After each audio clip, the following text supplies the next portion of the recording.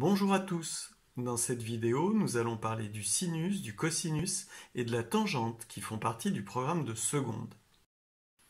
Il y a plus de 4000 ans, les Babyloniens ont déterminé qu'il existait des relations entre les longueurs des côtés d'un triangle rectangle et la mesure de ses angles, quelle que soit la taille du triangle.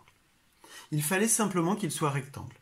Ils ont alors mis au point des tables qui donnaient la valeur des angles en fonction du rapport entre les longueurs des côtés.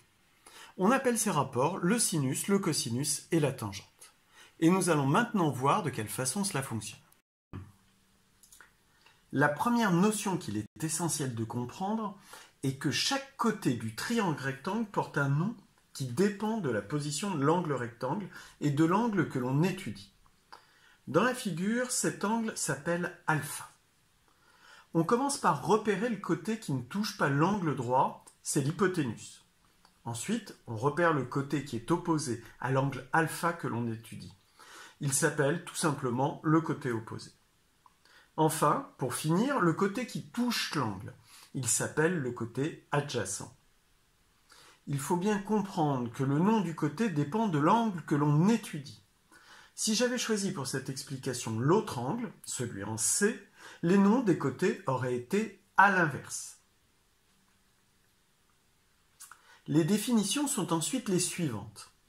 Le sinus alpha est le rapport de la longueur du côté opposé sur la longueur de l'hypoténuse. Le cosinus alpha est le rapport de la longueur du côté adjacent sur la longueur de l'hypoténuse. Enfin, la tangente alpha, qui est le rapport de la longueur du côté opposé sur la longueur du côté adjacent. La tangente s'exprime aussi avec la division du sinus par le cosinus, car quand on remplace le sinus et le cosinus par leurs formules respectives, les deux hypoténuses se simplifient et disparaissent. Il nous reste alors le côté opposé que divise le côté adjacent, qui est la formule de la tangente, comme on vient de le voir juste au-dessus. Une précision importante, le sinus, le cosinus et la tangente sont des nombres sans unité. Faisons maintenant un exercice pour mettre en œuvre ce que nous venons de voir. Commençons comme toujours par lire l'énoncé. Petit a.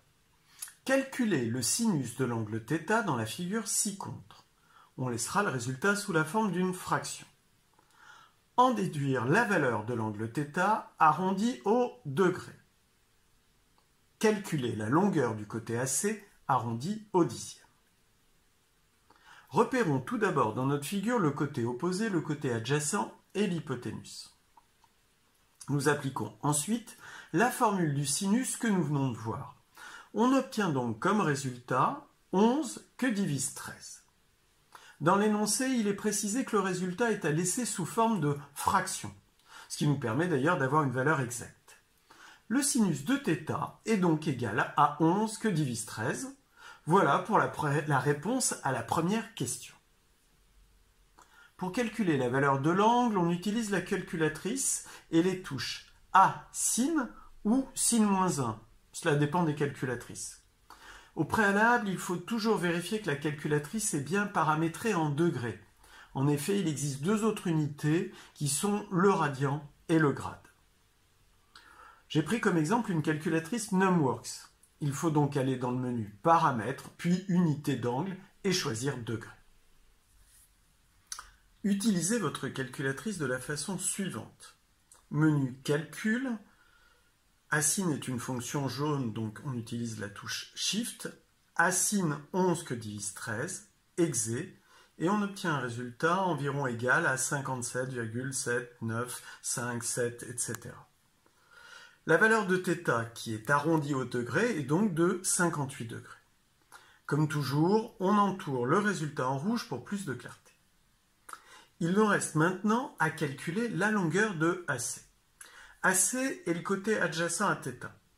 On utilise le cosinus qui, dans sa formule, emploie le côté adjacent.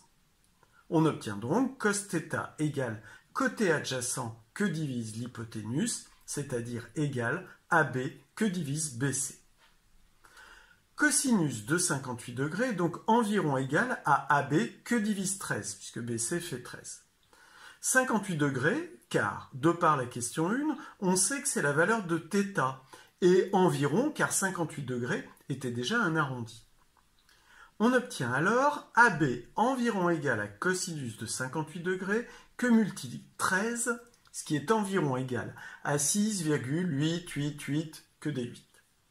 On arrondit au dixième comme demandé et l'on obtient la valeur de AB, soit environ 6,9. On entoure le résultat en rouge. Nous allons voir maintenant la relation qui existe entre le sinus et le cosinus. Dans un triangle rectangle, on a la relation sinus carré de alpha plus cosinus carré de alpha égale 1. Cette relation est établie à l'aide des définitions du sinus et du cosinus vues juste avant et du théorème de Pythagore. Je ne vous fais pas la démonstration, vous la trouverez aisément ou votre professeur, s'il le souhaite, vous la fera en classe. Voyons plutôt l'application d'un exemple. On reprend notre exercice précédent et on ajoute une quatrième question qui est petit 4, calculer la valeur exacte de la longueur du côté AC. On utilise donc ce qu'on vient de voir en remplaçant alpha par θ, ce qui nous donne sinus carré de θ plus cosinus carré de θ égale à 1. On remplace sinus et cosinus par leur formule. On obtient donc AC que divise BC au carré plus AB que divise BC au carré égale 1. On fait un petit peu de calcul littéral et du coup, on a AC au carré plus AB au carré que divise BC au carré est égal à 1. Donc, AC au carré plus AB au carré égale BC au carré. On isole AB au carré et l'on obtient que AB au carré égale BC au carré moins AC au carré. Et ainsi, on obtient que AB égale racine carrée de BC au carré moins AC au carré. On fait l'application numérique et l'on obtient AB égale racine de 13 au carré moins 11 au carré égale racine de 48. Nous avons la valeur exacte de la longueur du côté d'AC. Par curiosité, regardez le résultat de racine de 48 avec votre calculatrice. Cela fait 6,928, etc. Ce résultat est légèrement différent de celui que nous avions trouvé avec l'autre méthode. Nous avions trouvé 6,88888, une infinité de 8. La différence s'explique par le fait qu'avec la première méthode, nous avons utilisé 58 degrés pour le calcul. Or, 58 degrés était un arrondi. La deuxième méthode est donc plus précise car elle est directe, sans étape intermédiaire avec un arrondi. C'est fini pour cette vidéo. À la prochaine fois pour de nouvelles maths avec Femto.